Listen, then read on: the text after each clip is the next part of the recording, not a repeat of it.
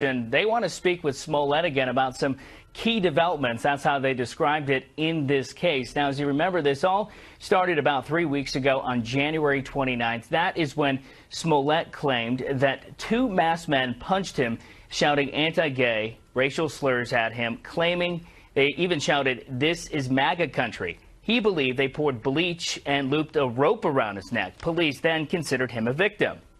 Then 2 weeks later, two brothers who are from Nigeria were arrested. Smollett then spoke with ABC's GMA about the attack in detail. And then, the next day, after that interview from Smollett, those two brothers were released without any charges being filed. Now, the attorney for those brothers who were once considered suspects says that she is thankful for the efforts by police who are trying to get to the bottom of this case. They're tired. They're glad that justice prevailed for them. They put the work in, and I'm glad to say that they're on their way home. A lot of police work, a lot of good police work, a lot of hard work on our end. But at the end of the day, what's up, buddy? as I said before, innocence prevailed. Now, Smollett's lawyer released a statement saying that Smollett himself is now being further victimized by people who are claiming that Smollett played somehow a role in this alleged attack. They say anyone saying that is lying. No word if Smollett, if he will or when he will, speak with police again.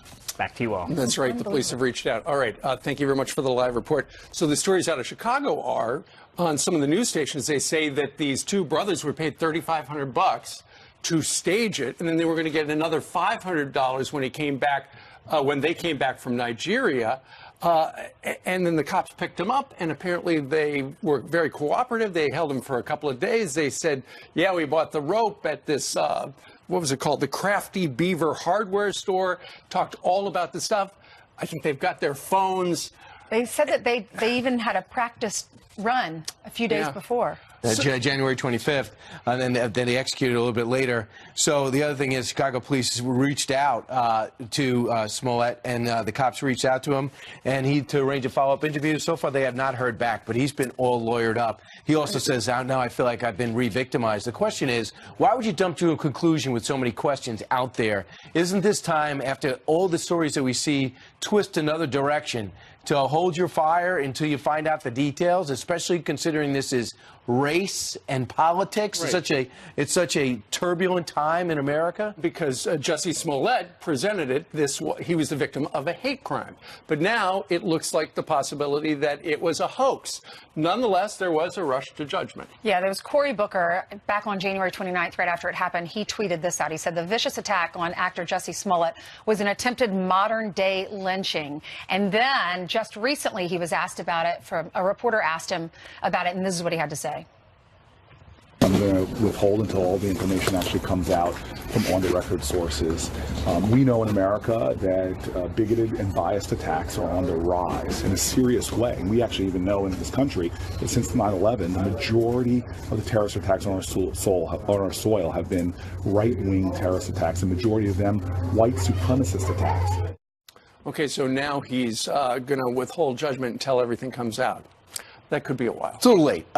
Kamala Harris also quickly Number condemned. of people, prominent folks. Meanwhile, the Washington Newsbusters has got an item on their website about Washington Post editorial board assistant by the name of Nana Mumford. And essentially what she is writing about is she really wants the story to be true. She said, I wanted to believe Smollett. I really did. I know that there is a deep, dark racist history in Chicago, and if proved true, this would be just one more point on the list. I wanted to believe him with every fiber of my being. Really? Fantastic. I'm sorry to disappoint you if it turns out not to be a hate crime, that it was all set up. I never saw someone so disappointed by something like that.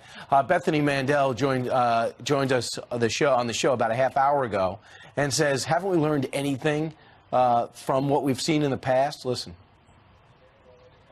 It's really frightening to me that our leaders are so gullible that they would fall for a story this outrageous and that they wanted it to be true. It wasn't ever plausible. It never sounded like it was true from the start.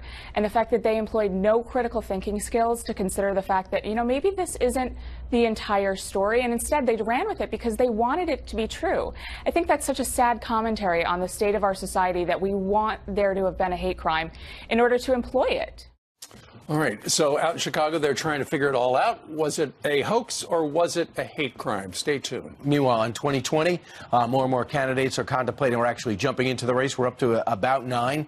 Bernie Sanders, you might as well say he's in. Word is, according to Politico, that he actually recorded his announcement officially going back to run for president of the United States in 2020. The headline was Bernie Sanders records video announcing 2020 campaign. And then you've got Joe Biden, who did not run last time, although it was reported that the president then, Barack Obama, his boss, wanted him to run, but he did not. And invariably, Mr. Obama had to support Hillary Clinton, who was not his first choice. Nonetheless, over the weekend, Joe Biden was at a European conference where he said that the United States right now, over our refugee situation, huge embarrassment. Listen to this.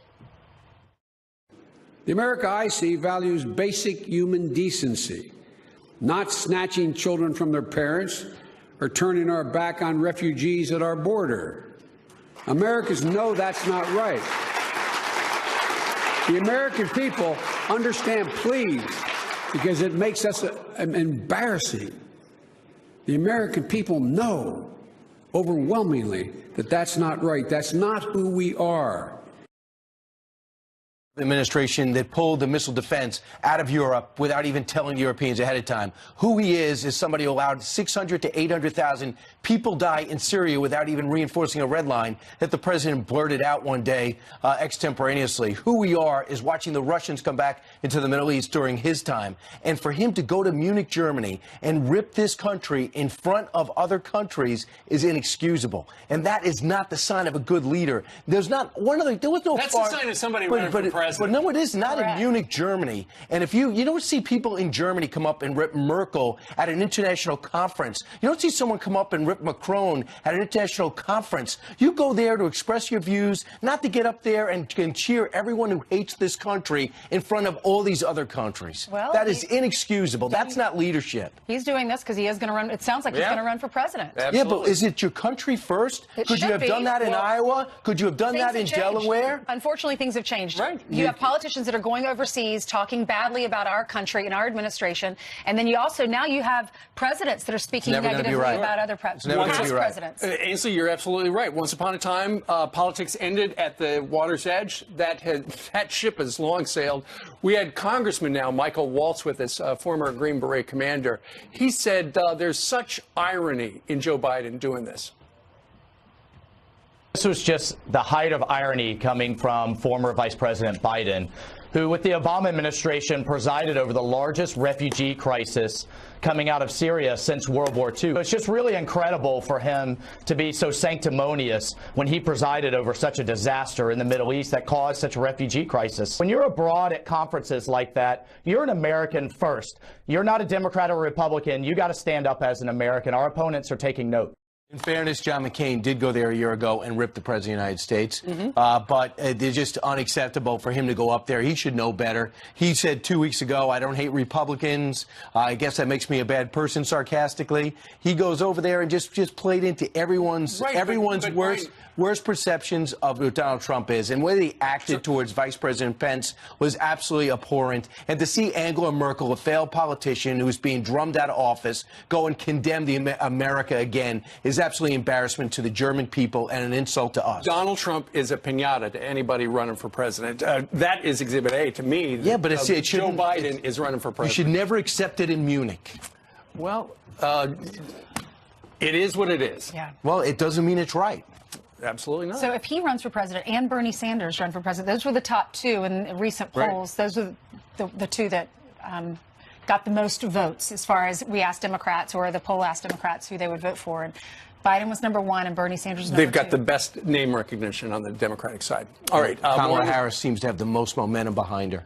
Meanwhile, 7:13 here in New York City on President's Day. Big story out of Washington. Andrew McCabe making this stunning claim about Rod Rosenstein. The Deputy Attorney General offered to wear a wire into the White House. He was not joking. He was absolutely serious. Well, our next guest, the former Clinton strategist, calls that, quote, unrestrained abuse of power. He'll explain next. Post Colin Kaepernick just settled his grievance with the NFL. Reportedly, he could have 80 million reasons to end his national anthem protest. My sense is he gets the money, and he goes back, and he still takes a knee. Panthers going to take. News headlines 24/7, Channel 115.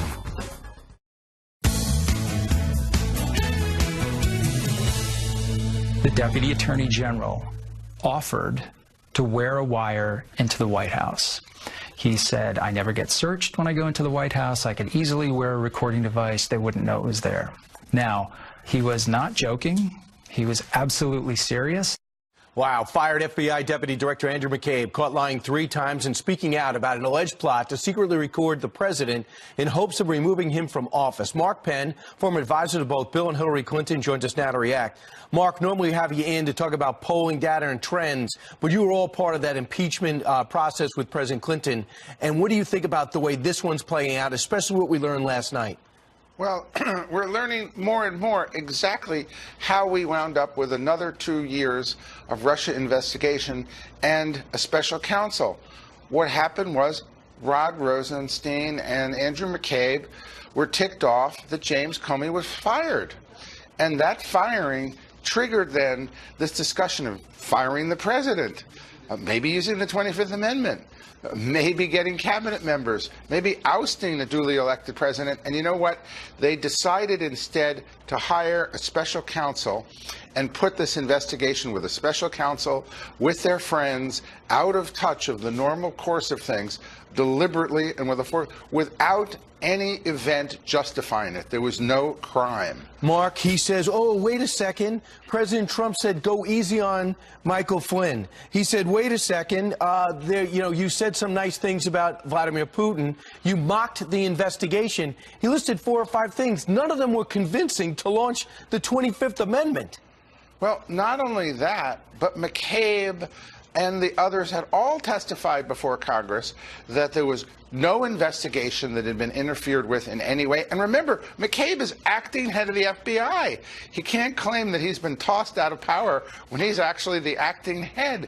There's no predicate for the actions that he took other than the fact that he wanted this investigation to go forward, to get rid of the president, that they couldn't use the 25th Amendment, so they used the special counsel instead. Let me just say what the president tweeted after watching this. Wow, so many lies by now disgrace acting FBI Director Andrew McCabe. He was fired for lying, and now his story gets even more deranged. He and Rod Rosenstein, who was hired by Jeff Sessions, another beauty, looked like they were planning a very illegal act and got caught. Hey, Rod Rosenstein should start packing up. I don't know if he takes off on President's Day, but how they could even look the president in the eye right now. Well, we have a new attorney general coming in, I guess, tomorrow. And hopefully the Rosenstein will be exiting almost the same day.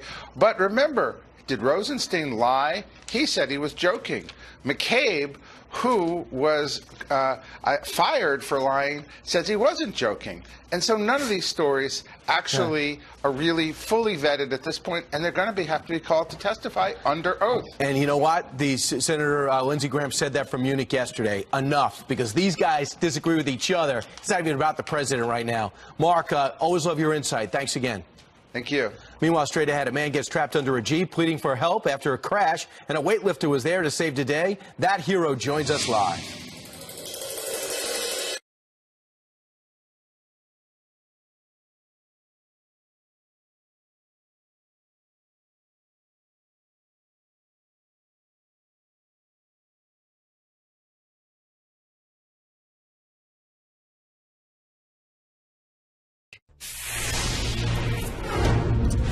Good morning and welcome back. We have some headlines now, and 5 people are hurt after a suspected armed robber opens fire in New Orleans.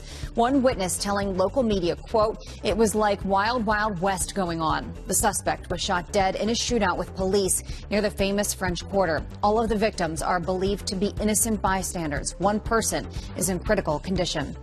ISIS is holding more than 1,000 innocent civilians captive in Syria. Radical Islamic terrorists are refusing to allow the hostages to leave a small area in the eastern part of the war-torn nation. This happening as U.S.-backed forces prepare to declare victory over the extremist group. ISIS is holding on to an area that covers less than 1 square mile. El Chapo's lawyers smacking down proposed legislation to use confiscated assets to pay for the border wall. The Kingpin's attorney calls Senator Ted Cruz's suggestion ludicrous, saying the U.S. government has not yet seized a single penny from him. Jeffrey Leichman telling CNN, quote, there's a better chance of Mr. Cruz paying for the wall. El Chapo will be sentenced to life behind bars this summer. Let's look at your headlines. Steve, send it to you. All right, Jillian, thank you. A Michigan weightlifter being hailed a hero after he rushed into action to help save a man trapped underneath a rolled-over Jeep. Last Thursday, Ryan Belcher ran outside his workplace after hearing a big crash. He found a 2-car collision with a man trapped under the Jeep Cherokee, pleading, screaming for help. Belcher, using just his body, pushed the 2-ton SUV off the man before medics arrived on the scene. And joining us right now with his incredible story of rescue is Ryan Belcher, owner of Absolute Power, joining us today from Ann Arbor, Michigan. Ryan, good morning to you. Good morning. Thank you for having me. Okay, great to talk to you. We saw this story Thursday. So take us back to Thursday. You're at your place of employment. You hear something big. You open the door. What'd you see? Yeah, I was getting ready to go home, actually. Then I heard a big smash. And then as I came outside, I actually heard a lady yelling, get the kids away. So my first instinct was to come save the kids that were there. And when I got there, luckily there was no children, but there was a man. He was stuck. Half of his body was stuck underneath his Jeep. And at first, when I first approached the vehicle, there was a good 4 men there, and they were all trying to move this vehicle.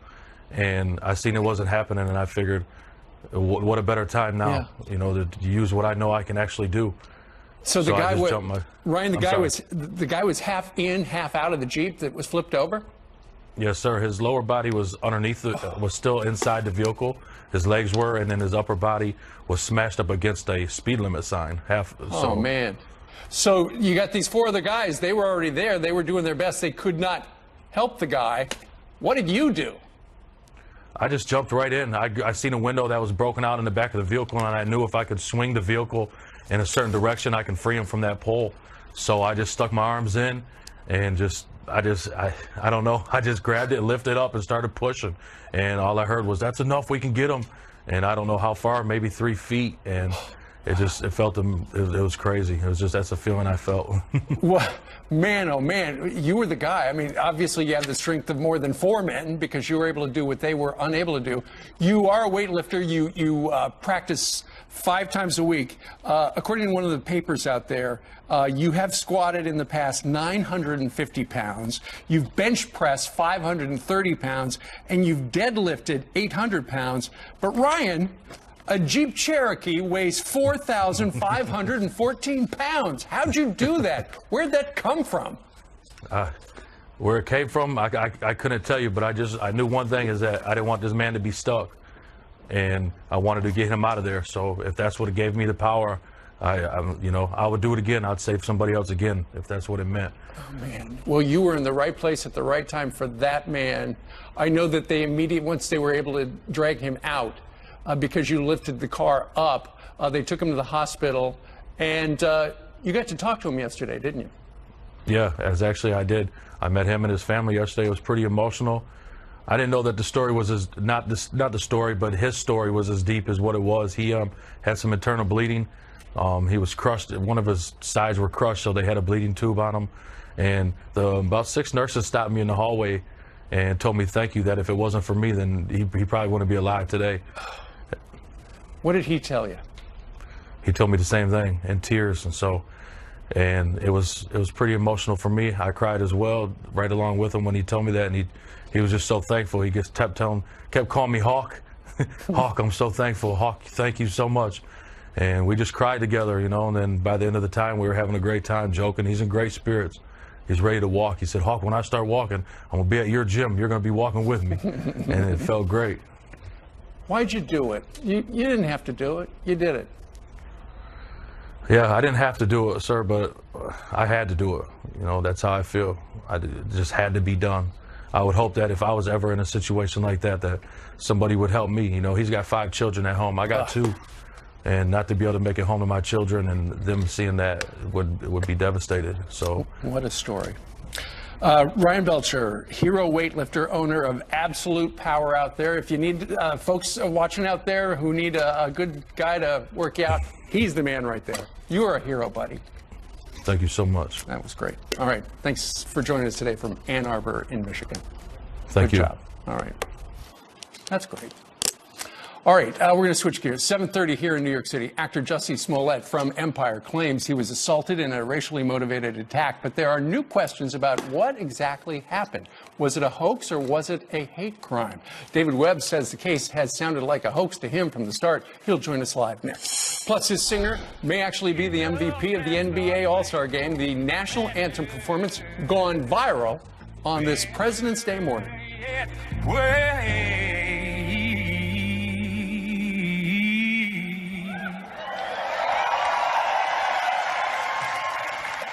Oh, the land of the free.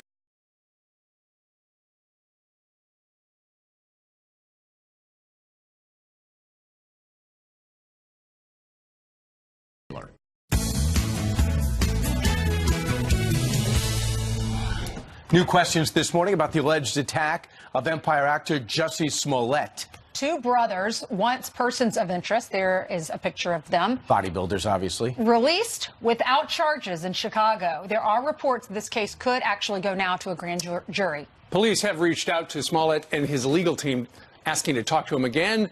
The attorneys deny the allegations. Let's bring in David Webb, Fox News contributor, host of Reality Check with David Webb on Fox Nation. He's joining us. He's Mr. Lucky. He's down in Miami today on this President's Day. David. Morning, guys. You know, when Jussie Smollett came out and told the story, he made it very clear he was a victim of hate crime. And now the more this story has unraveled, it sounds more like it was a hoax. Well, I mean, look, let's be, as we always are, fair. We haven't gotten a final determination on what happened. But from day one of this story, there were a lot of missing parts.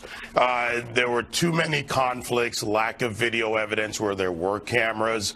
Some other things that we can now talk about a little bit more openly from the investigation and my sources.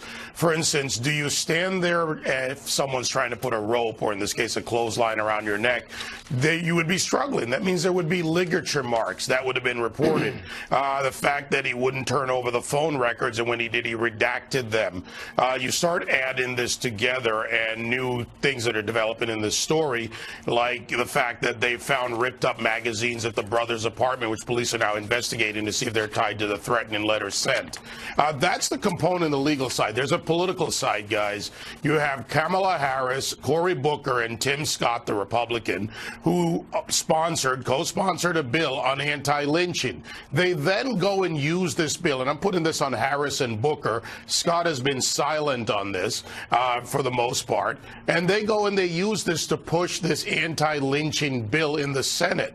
So there's a political component, there's the hoax, there's the media coverage, there's Ellen, all the others that jumped up, and yet they are eerily silent now because this is coming apart. Why do you think he would do this, go to such extreme measures if he is guilty of making up a story?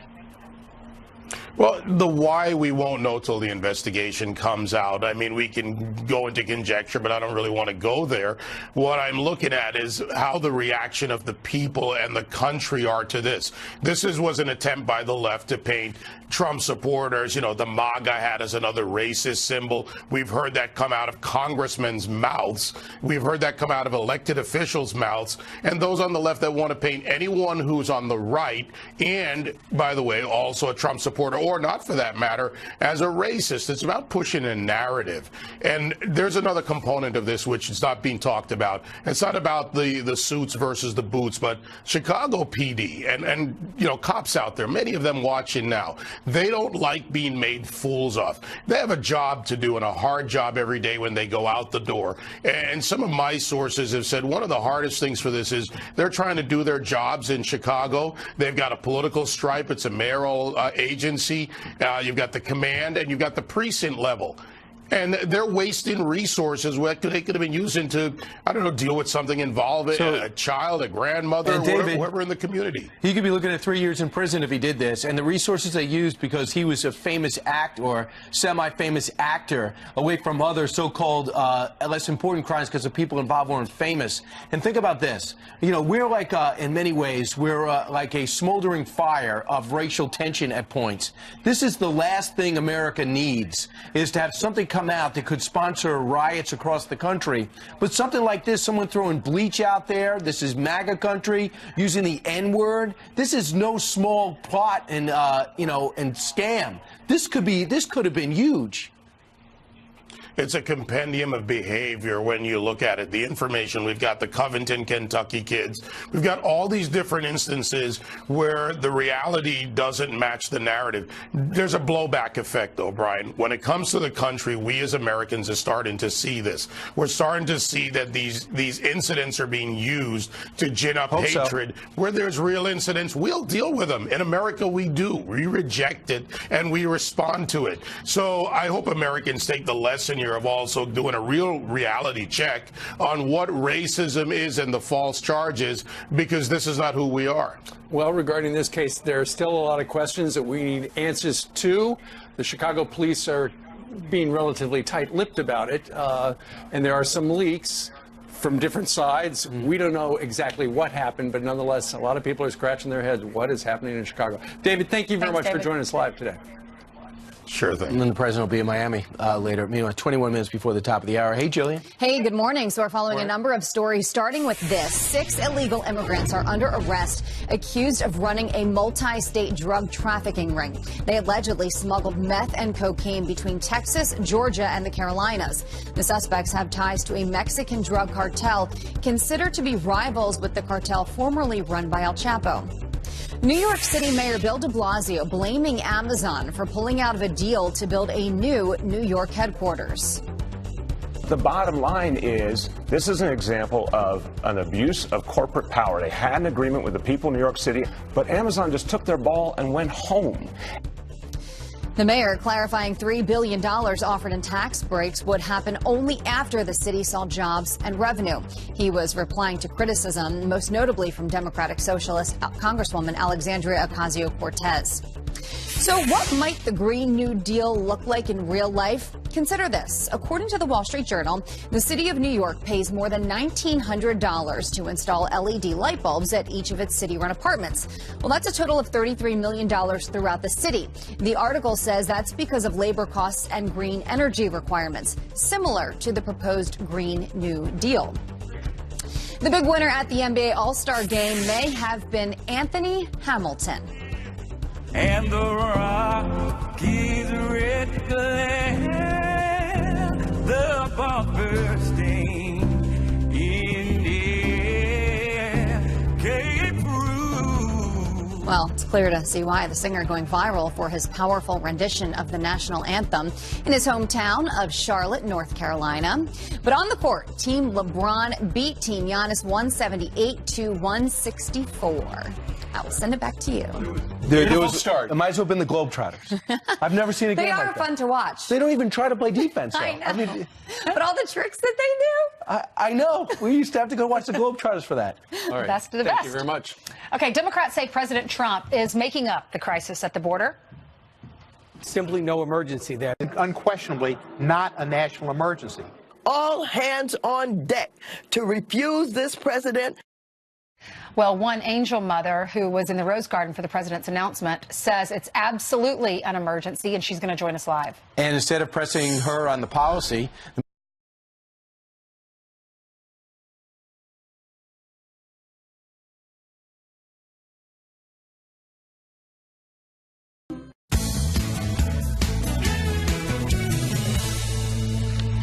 A group of reporters hitting Kamala Harris's campaign trail this weekend, but instead of pressing her on policy, they helped her pick out her clothes instead.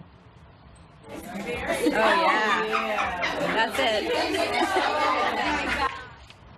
Wow. So is this what we can expect on the 2020 trail? The media helping dress everybody? Let's ask Beverly Hallberg. She's president of District Media Group. So we know this reporter, Maeve Reston of CNN, was out there helping her on with jackets. Is there a problem with that?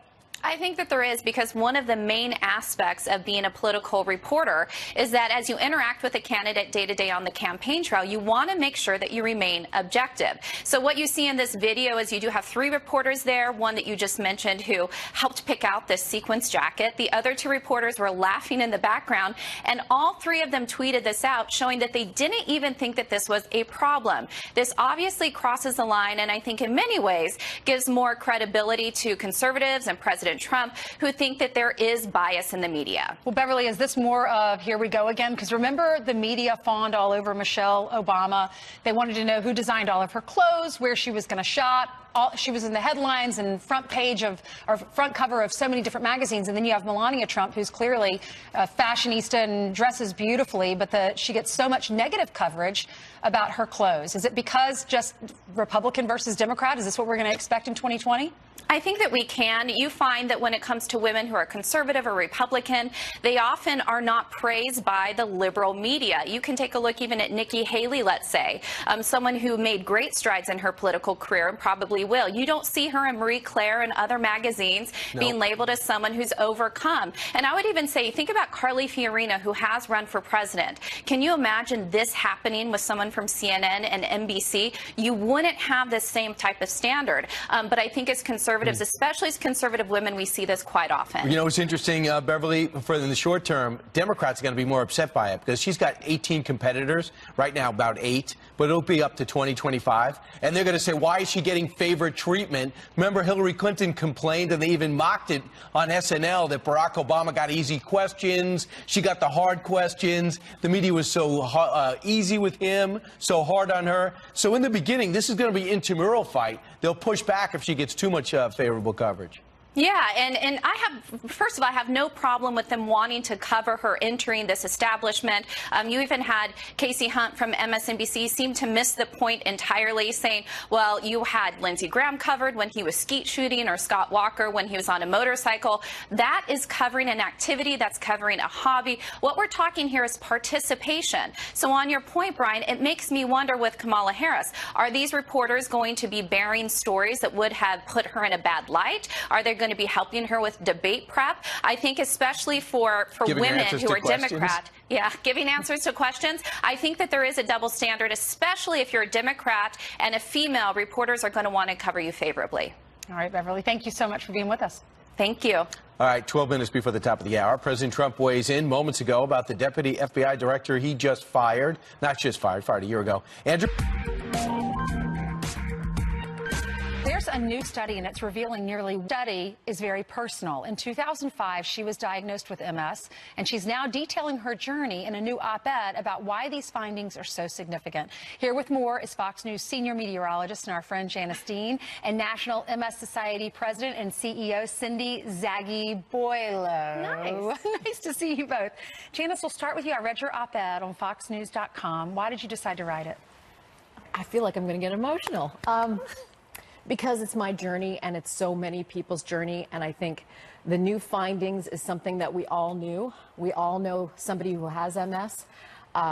You know, over the years, I mean, I came out as being diagnosed with MS over 10 years ago, and the reason I did that was because when I was diagnosed, I felt so alone. I felt like no one has this. I knew nothing about the illness. I saw a wheelchair in my future. And for me, I wanted to say, you're not alone. There's more of us out there. And now with this new study, the strength is there, the strength in numbers. There are more of us. Yeah. And we always knew that. I was shocked when I read this because, Cindy, we're learning now there are twice as many people in the U.S. that are living with MS than previously thought. Why twice as